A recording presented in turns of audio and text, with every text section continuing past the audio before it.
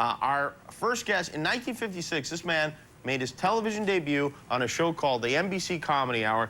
They rehearsed that show right here in this very building. Now, almost 50 years later, he's finally ready to perform. They don't make him any better than this, folks. Please welcome the beautiful Jonathan Winters.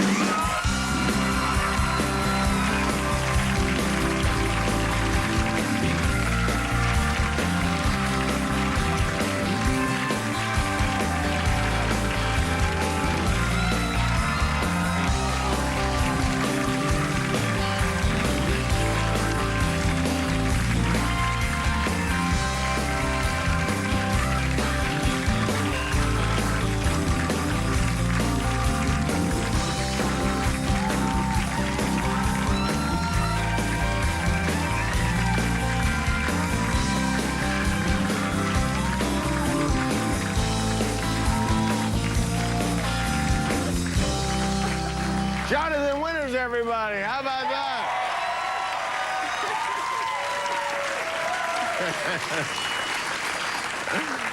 I'm going to take my teeth off. Yeah, please do, because Well, when I said beautiful... I understand. Yes, it really ruined the whole thing. Jimmy, this is an incredible treat for me. Well, please, I I'm haven't sure. been working for years. We're isolated, way up 200 miles from here, in a motorhome. You do? Oh, you live in a motorhome now? In a rusty motorhome. No, Mrs. Winters and I, as a matter of fact, I'm telling you the truth. Yeah. I wouldn't lie to you. You know, there's a lot involved in this. Thank you. She said one night, a couple of years ago, you've been on how long? 2.5 years. There you go. It was 2.5 years ago. Uh-huh. And she said, wake up, dummy. Now, I wasn't next to her. Your wife? Yeah. Uh-huh. I had fallen asleep because it was a bad ball game. Uh-huh. And she said, wake up, there's a funny guy. Now, I'm not just blowing smoke up your, you know. She said, this guy's funny. You know, the other people, we don't have to mention them. She said, this guy, Jimmy Kimmel, seriously, she's watching right now, you better be. And she said, this guy's funny. Well, I thank her. Thank you. That's very nice of her. I appreciate it. I think you guys really don't. You should get cable because there's all kinds of funnier stuff on. Well, listen, I want to, before anything happens. Yes. I made this in therapy. Really? No, actually, it comes from Bali, but, you know, we did make things similar like this. You did? Oh, good. Oh, yeah. Keep the hands active, you know. And a woman turned to me, she said, what have we made here? And I saw, you know, you got to be very careful. Yes. Especially, you know, people ask me from time to time, standard thing, we ask one another, you know, how are you? And I said, well, I'm out. And the person, I don't understand. Well, you have to be in to appreciate that. Where were you? Well, the walls were quite high.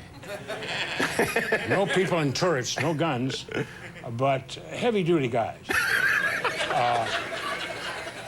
We'll wrap you like a cocoon, man. And you better pay attention. Oh, please. And the other dude, teeth like I had, yeah, you heard what he said. So the woman turned to me, she said, what have you made? And it was a mistake to try to be funny. And I said, she said, are you here because of drugs or booze? And I said, no. Would you believe it, Mrs. Emerson? I know you come here 3 times a week to work with the unusuals. And would you believe I'm just naturally crazy? And the woman, boy, right away. I don't think she was Catholic, but it worked. She'd seen a Song of Bernadette.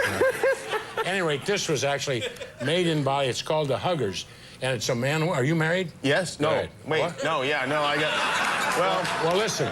It's a guy Technically, hugging. yeah. Wait a minute. It's a guy hugging a chick. But if you want it to be a guy, just take sandpaper to the. All right. Well, thank you very much. Yes. That's a beautiful little item, actually. What the heck? I know you do. You're a writer and you paint, and Yes. in fact, your paintings really are spectacular. How long have you been painting? Well, I met my wife. Well, gosh, we've been married 56 years, and. Wow.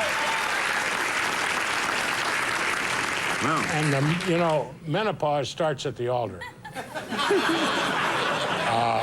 Wait a minute, but the whole thing. You meet as wardens, but you die as prisoners. That's a little heavy, but no, I'm still crazy about her. She watches you and Law and Order. Oh, really? Wow. And Law and Order comes first, and then you're second. Thank you. Don't feel badly. Yeah. And I asked her the other night. I said, "This is a little on television. She's going to spank me later on." And I like to be spanked. You know. You do. I didn't know that. You know, a man almost 80 years old. Go ahead. And I'm not afraid of her like I used to be. So Was she anyway, spanking you when you painted this? well, no, This is called the Umbrella Dancers, and I've kept this paint. I've got about 6. I made a major sale to a wonderful lady and a friend, and still a friend. Her name is Georgia Frontieri, and she owns the St. Louis Rams. The Rams, yeah, she owns the Rams, right? Yeah. So she bought the bulk of my works. Well, and, there really is some great stuff there. And this it's is Thoughts of a Matador. Thoughts of a Matador? See, he's green and disintegrating. The bull's about ready to do a number on him. And the Black Moon, of course, he lives under that. It's unfortunate. These are stars that are watching him, and it's a little surrealistic. You know, people say, were you on stuff? No. Just you know, taking in the regular night air. That was the lady at the thing. You don't have to be on stuff to be crazy. You know? This one is called A Light in the Attic? A Light in the Attic. Wow, look at that. See, and here's the...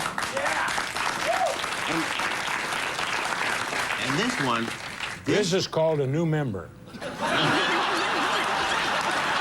Boy, Really? I got a lot of... That's a great painting, too. I got a lot of heat from down south. You did. Whoa, Triple K didn't let me alone. You won an Emmy, you won a Grammy, you've won Mark Twain Award, which is very. What award are you most proud of or honor? Well, I certainly, you know, getting an Emmy was a big kick. Sure. Kind of backed into that. And a Grammy, but I tell you, I won an I started out as a kid, kind of a Mark Twain background. I was back in Ohio and in outskirts of Dayton. I'd go fishing. We were on a farm. My grandfather had a farm. So it sounds, you know, kind of corny, but it was true. We didn't have any money. Coming out of depression and everything, you'd tear down a limb, not a big limb because I was a little kid, and then get some line. And for a quarter, you got a bobber and a little piece of lead and a sinker, and you dug night crawlers and you fished. Yeah. So I started out catching cat and a lot of carp. And the old story, if you clean them right, it's like a fat goldfish. They're a little strong. You got to work on them. Yeah. A lot of cracker crumbs. And cat and bluehead and, you know, channel cat and stuff like that, and bass on occasion. Later on, when I came out of the war, I was fishing one day.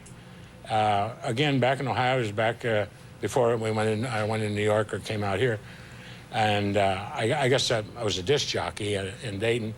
And so I went fishing one Saturday, and there were 2 guys, had long cane poles, and they had a couple of stringers and some big largemouth bass. I mean, they're about 4.5 pounds. Nice. So a guy came down in a kind of pickup truck, and he turned to us, and myself and my buddy. We had a little 6-pack, you know, and we were sucking on that stuff. Anyway, because we were depressed, you know. And so you don't catch anything and everybody else catching, you get depressed. Yeah. So the man said, he was a redneck, and he said, "Hey, boys, how you doing? Don't look like you're doing too good." And I mocked him, and I said, "No, we ain't." He said, "Do you want to eat tonight?" And I said, "Well, I hope so. I guess it looks going to have hot dogs or hamburgers." "Oh, no. I'll get you some bass. Let me go back up to pickup." Went back in the pickup, and he picked out a stick of dynamite. And I said, "Oh, yeah."